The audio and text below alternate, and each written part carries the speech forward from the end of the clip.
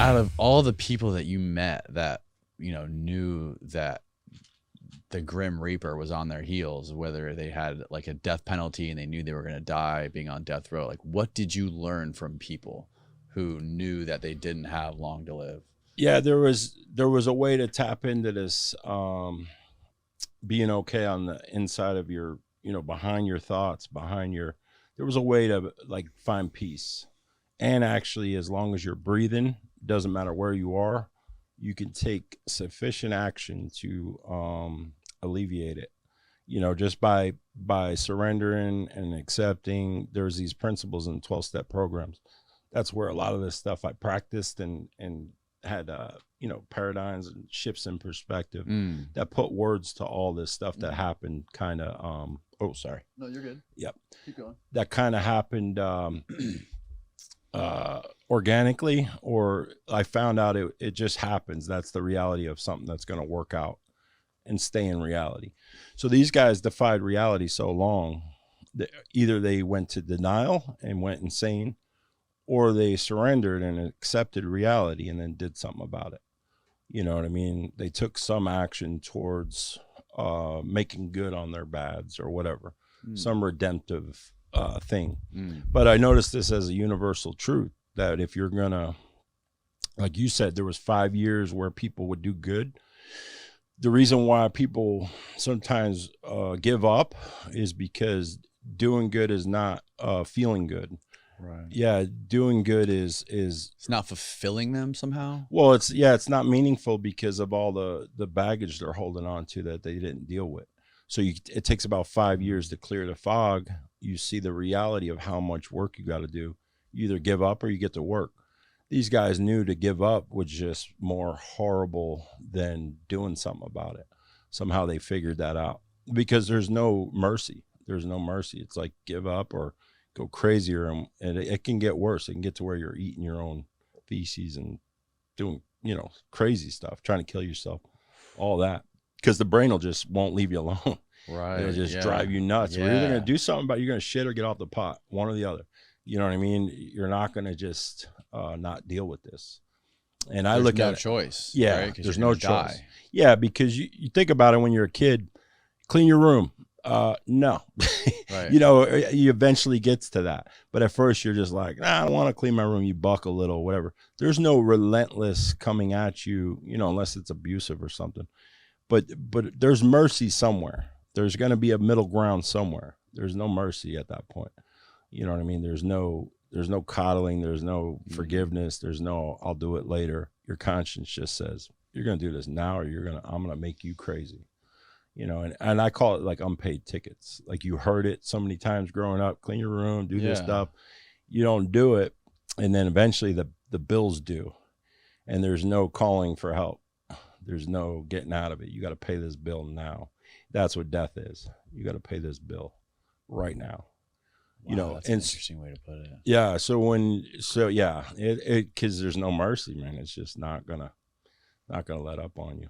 You don't get another 5 minutes, sometimes before the brain just snaps, and then you go into this other place. And even if you do, you eat your own shit and do all this stuff, these guys still have to come to that conclusion or die that way. You know what I mean? And some of them can't successfully die. They just got to sit in that for years and years. The guys that had sort of accepted it and kind of faced their inner self, so to speak, what were they like? Very, very, they didn't talk unless it was something meaningful. There was nothing trivial. If you joked about like responsibilities or something like that, they would not even deal with you, thinking you're an idiot. You know what I mean? Like, you were joking about playing games with girls or women or whatever, or not being a good dad or something like that. There was no time for anything trivial. When they talked, it was very deep, very intense, very meaningful, very few words. They didn't really talk to guys like me that much, but like I told Julian, I've always been blessed with psychopaths just opening right up to me. I don't know why. I have no idea. But yeah, they've always been good to me. You know what I mean? And and I don't really judge. I'm just interested in what they're saying.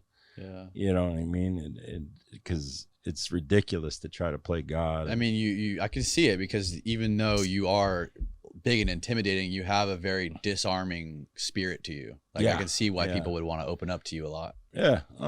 That's it. Is it true that you actually died at one point? Yeah, I had a couple minutes of, or the doctor said I was dead. I didn't really know, but I had this experience, and I was floating. I thought it was like space, but it really, and when I look back on all this stuff, it changes over time, but it's still the same thing. But like I tried to explain before, I thought some voice was talking to me, and it was actually just revealed to me the truth of how nobody's disconnected from anybody, and that every time you think they are, that's just your body, your brain making sense of something that it can't make sense of. Right. Yeah.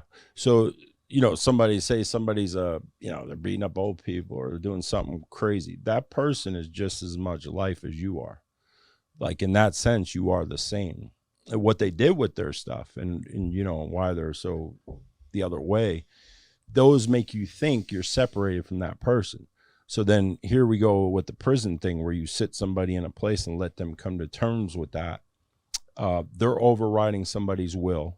You go and bash their head. Now you're overriding their will. So you're separating the life force even more.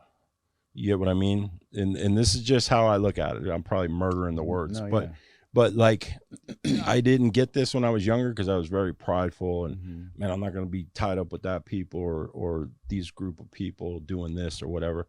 And it was all nonsense, because your life force has no color, has no creed, has no religion, has no nothing. It's the same life force. So if this guy's wielding it to do what you say is bad, and then you do those things to him, you just created your own world of that in your world. You know what I mean? But really, it's all the same. So everybody's impacted by what you're doing. Everybody. You get what I mean? So, and I brought this up a couple of times. I should have looked up who originally said it. I think it was Plato or something.